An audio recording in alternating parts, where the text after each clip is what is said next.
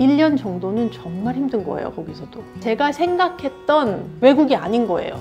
저는 120% 적어도 100%의 사람이었는데 항상 여길 가니까 제가 항상 80%의 사람 같은 거예요. 뭔가 모자란 사람.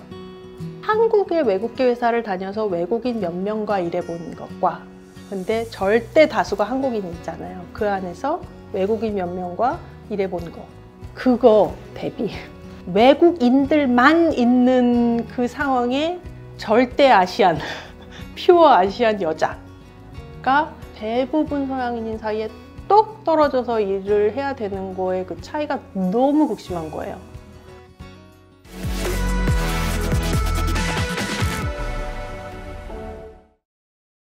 아디다스는 제가 이제 아디다스 코리아랑 아디다스 본사로 이제 나눠 있는데 아디다스 코리아를 한 8년 정도 다녔어요. 그리고 그 다음에 이제 본사에 제가 하고 싶은 자리가 나서 본사로 가서 5년 1개월 하고 5년 2개월 그래서 토탈 한 13년 정도 아디다스에 있었습니다. 그 한창 때 뭐랄까요 직장 생활에서의 그 한창의 모든 것을 그 아디다스에서 배우고 느끼고 누리고 나온 것 같아요. 야근을 안 한다. 그런 단순한 이유로 사실은 들어갔어요. 그래서 뭐 아디다스 브랜드를 사실은 들어가기 전엔 좋아하지도 않았고 근데 이제 들어가서 보니 사실은 처음에 들어갔을 때는 회사 잘못 들어왔구나. 일단은 저희 팀에 사람이 거의 하나도 없었고 일이 너무 많고 아무것도 정리가 안 돼 있어서 도저히 일을 체계적으로 배울 수도 없고 2명으로 시작했던 팀을 조금씩 늘리면서 이제 같이 만들어 나갔던 거예요. 그래서 이제 앞에 참여는 그 정도 지났고요. 나머지 아디다스 코리아에서의 5년은 저도 많이 성장하고 팀의 포지셔닝도 되게 잘 잡아나갔고 저도 상당히 많은 리더십 교육이나 아니면 저의 업무에서 배우는 그런 거나 그런 저의 그런 세계가 넓어지는 깊어지는 그런 아주 재밌는 나머지 5년을 보냈어요. 근데 마지막 몇 년이 너무 재미가 없는 거예요. 그러니까 재미라는 게 이제 도전이 더 이상 없는 거예요.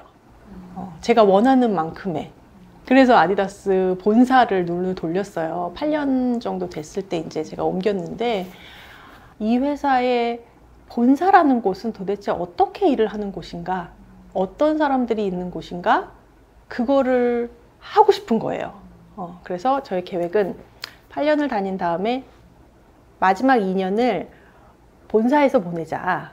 그래서 이 회사에서의 10년을 채우고 그만두자. 이런 계획이었어요. 왜냐면 제 생각에는 지금도 비슷한 생각인데 뭐 연수로 따질 수는 없지만 한 회사에 너무 사람이 오래 있다 보면 아무리 본인이 개발을 하려고 해도 이 어쩔 수 없는 컴포트 존에 빠진다거나 어쩔 수 없는 그런 거 그리고 용기도 없어지고 더 그래서 이제 저는 이제 10년을 졸업을 하자 본사에서 진짜로 그런 생각을 하고 갔어요. 월급도 높아지지 않았어요. 네트로는. 왜냐하면 독일은 세금을 엄청나게 떼어가기 때문에 도저히 네트를 맞출 수가 없는 거예요. 한국하고. 그래서 내고를 열심히 했지만 월급도 메리트도 없고 뭐 환경은 전혀 모르는데 가는 거니까 사실 뭐 누구 연고자가 있는 것도 아니었고 그렇기 때문에 그런 약간 어떻게 보면 되게 무서운 어떻게 거기서 독일은 사실 말도 영어도 아니잖아요. 그리고 우리가 가깝게 아는 서양이라는 곳은 우리는 사실 미국 쪽을 더 많이 생각하잖아요. 공부도 그쪽에서 많이 하고 저도 유학도 그쪽에서 했기 때문에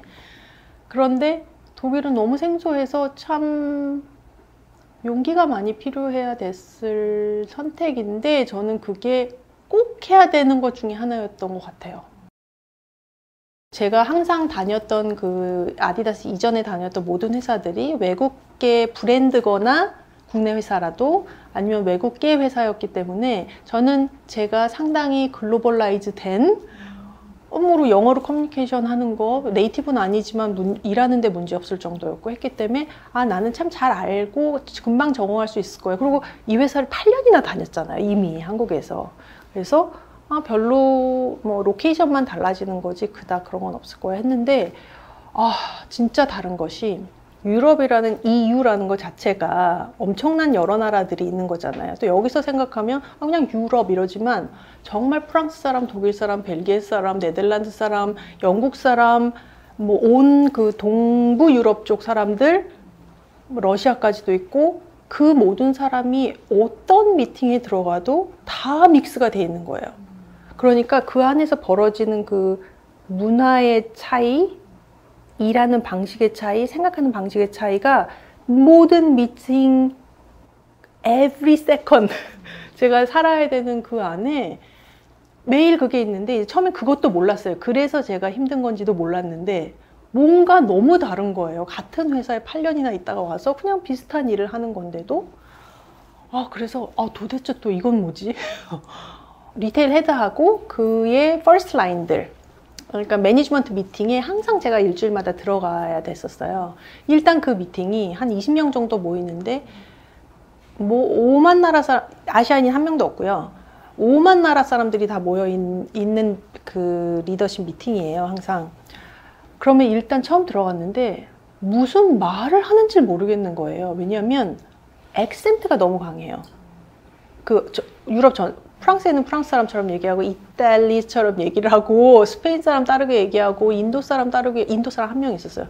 인도 사람 다르게 얘기하고 뭐 아일랜드에서 온 사람 완전 발음 다르고 뭐 터키에서 온 사람 뭐 이런 너무너무 많은 사람이 섞여 있어서 일단 못 알아듣겠는데 우리나라는 사실은 누가 새로 오면 되게 차근차근 설명해 주는 편이에요. 제가 그걸 나중에 알았어요. 우리나라 사람들이 그렇다는 거를. 왜냐면 우리나라에만 있었기 때문에 몰랐었죠. 근데 사실 서양은 알아서 생존해 얘인 거예요.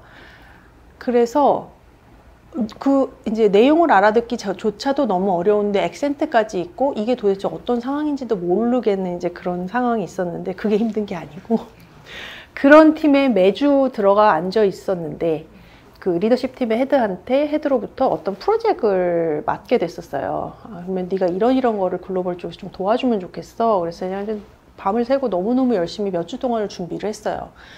저희 파이낸스 카운터파트, 뭐 무슨 카운터파트들하고 뭐 어널리시스부터 시작을 해서 그 여러 가지 그 시나리오 뭐 이거부터 시작을 해서 그거로부터 도출된 결과, 그래서 우리가 어떻게 가야 되는 것인지, 그래서 이걸 왜 해야 되는 것인지 뭐 이런 프로젝트에서 너무 열심히 준비를 해서 그걸 킥오프 할 때 딱 발표를 했어요. 그들 앞에서.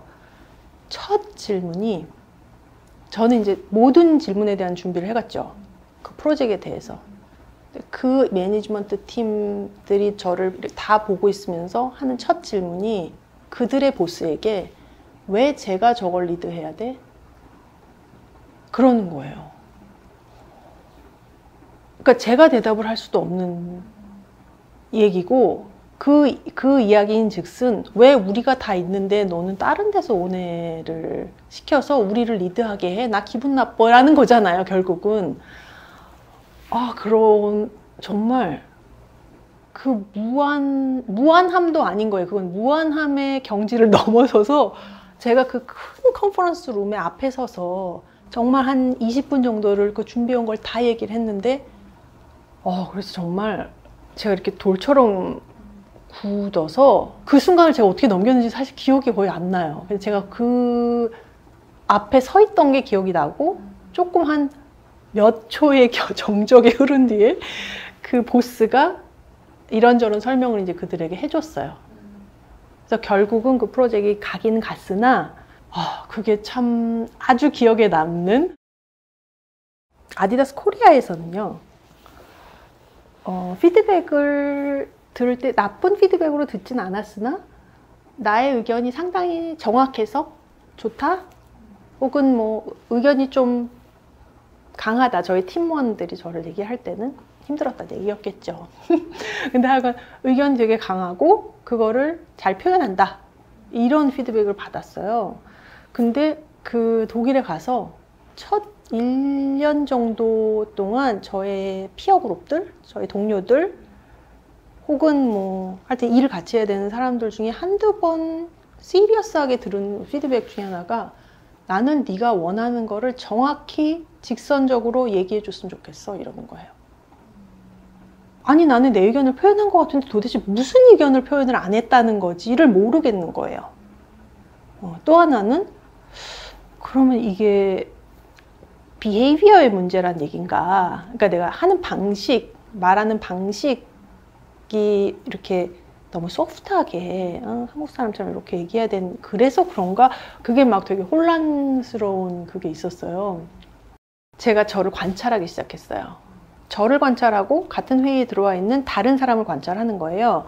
그러면 이제 같은 주제로 얘기를 하고 있기 때문에 저 아이는 자기의 의견을 어떻게 얘기하는구나. 근데 그것을 내가 나를 봤을 때 나는 뭐가 빠져 있구나를 보기 시작한 거죠. 뭐냐면 제가 발견한 저는 너무나 의견이 강하다고 생각을 했는데 무슨 얘기를 하잖아요. 이제 어떤 사람이 안건을 갖고 와서 회의에서 얘기를 하면 저는 저의 고인 포지션 있죠. 그 디폴트 돼 있는 게 저거를 같이 빨리 실행을 해야겠다라는 걸로 들어요. 그런데 거의 모든 다른 사람들은 저 의견이 어떻게 더 제대로 좋게 만들 수 있을까? 이게 의견이 맞는 거야? 이거보다 더 괜찮은 의견은 있지는 않아? 라는 그런 본인의 의견을 주는 것부터 시작해서 다시 만들어가는 거예요. 그러니까 저는 그게 너무 이상한 거예요. 왜냐면 한국에 빨리빨리 문화가 있잖아요. 그리고 그렇게 일하는 게 항상 칭찬을 받았던 거고 지금도 그래요. 왈가왈부 할 게 뭐 있어. 그냥 빨리 하면 되지. 그냥 빨리 하면 되는 일이에요. 한 이틀 있으면 될 것 같은 일인 건데 이들은 거기서 2시간을 회의를 하고 있는 거예요. 그러니까 그게 너무 일하는 방식이 너무 다르니까 일단은 짜증이 났고 처음에는 도대체 왜 내가 이 중요한 2시간을 여기 앉아서 아니 의견이 다르면 일단 의견이 달라? 조율을 하고 들어왔어야지. 회의를 간단하고 빨리 해야지 되는 거 아니야? 뭐 이런 생각들. 그러니까 저의 기준으로 판단을 하니까 너무 답답하고 사람들이 다 바보 같고 좀 그런 거예요. 모두가 그러니까 제가 그걸 배우기 시작한 거죠.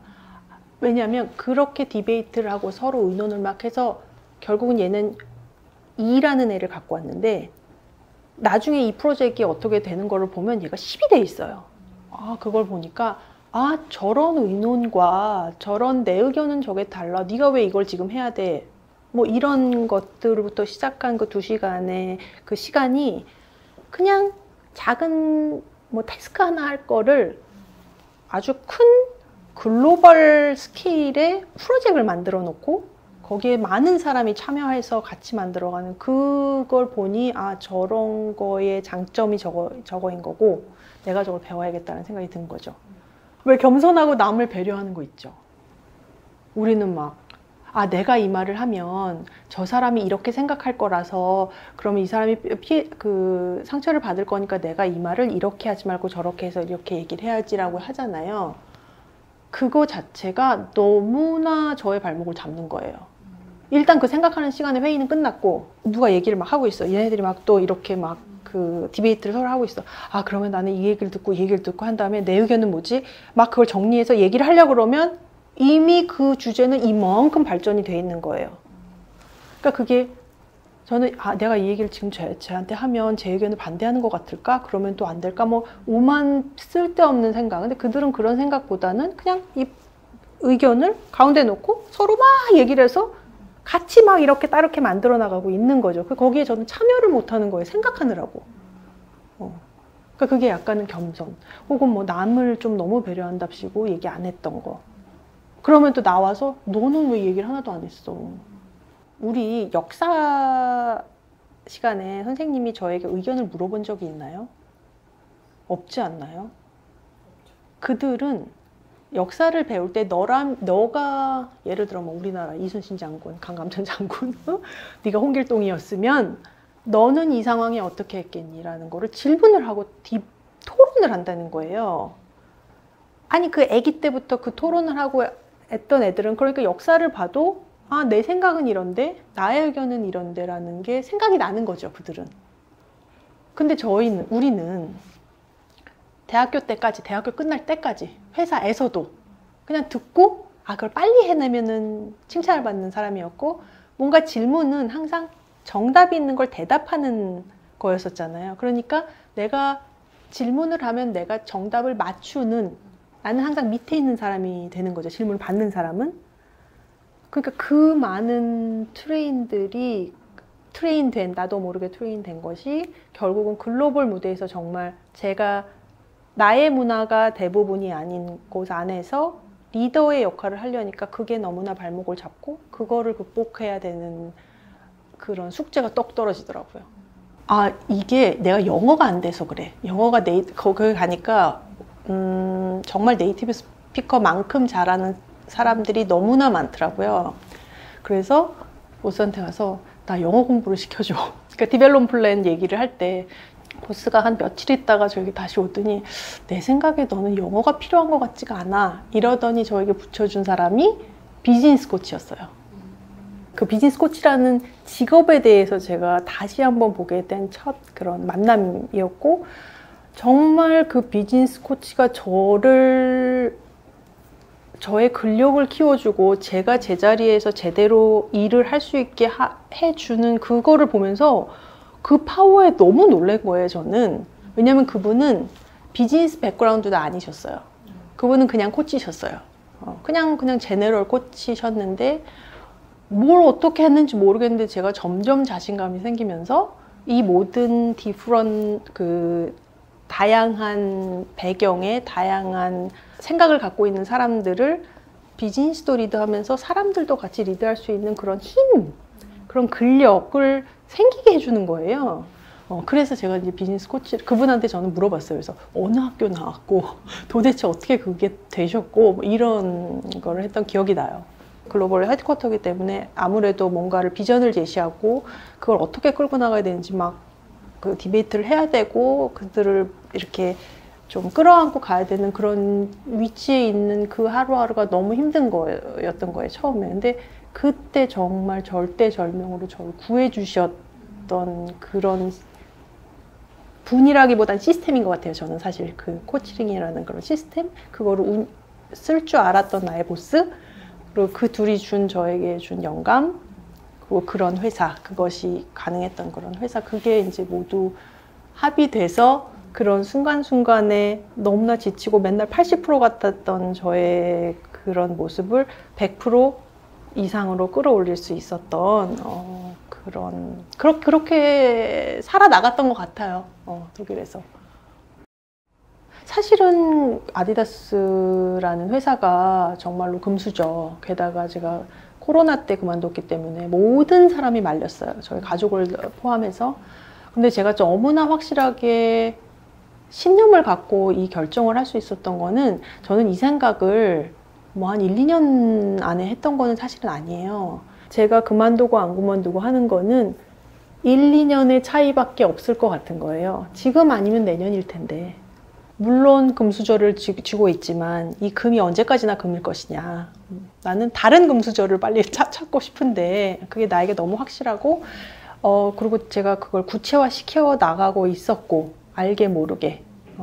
그래서 그게 너무나 확실해졌다는 생각이 들었을 때, 그때도 저에게는 또 비즈니스 코치가 저에게 있었어요. 그거는 제가 제 사비를 내서 저희 비즈니스 코치를 샀어요.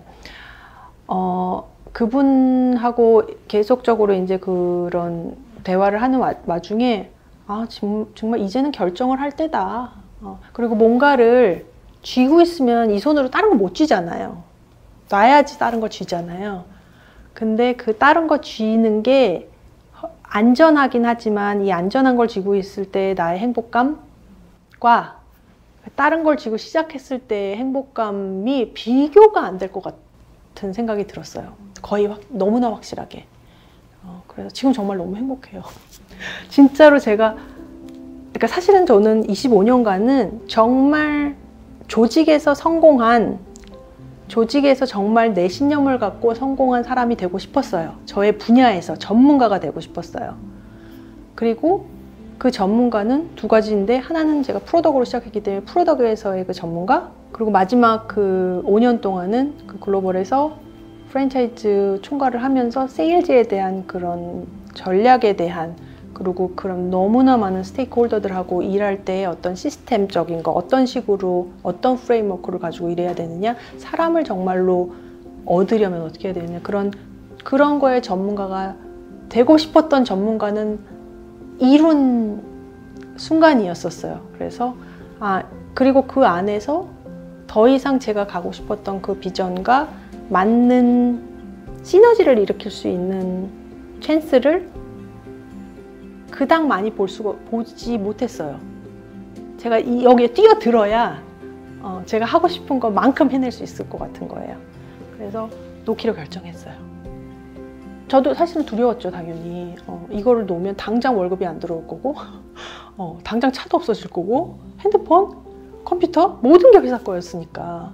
그런데 그리고 이제 저희 남편도 말렸고 집안 사람도 말렸고 당연히 그 좋은 회사를 이 코로나 때 왜 그만두냐 했기 때문에. 근데 후회 없고 한 결정 너무 잘한 것 같고 그 뼛속 깊이 충만한 그 충만감, 매일매일 제가 하고 싶었던 일을 100% 뛰어들어서 하면서 하는 그 충만감은 이루 말을 할 수가 없어요.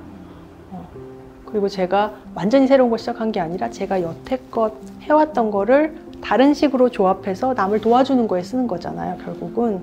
그리고 그분들과 일할 때 막 그분들이 저 같은 그런 거를 겪으시는 그런 모습을 보고 그걸 같이 도와줄 수 있고 조금 더 빨리 잘 조력자가 옆에서 있어서 하는 그런 걸 볼 때 그 보람 뭐 이런 거는 이루 말을 할 수가 없어요. 그래서 너무 좋아요.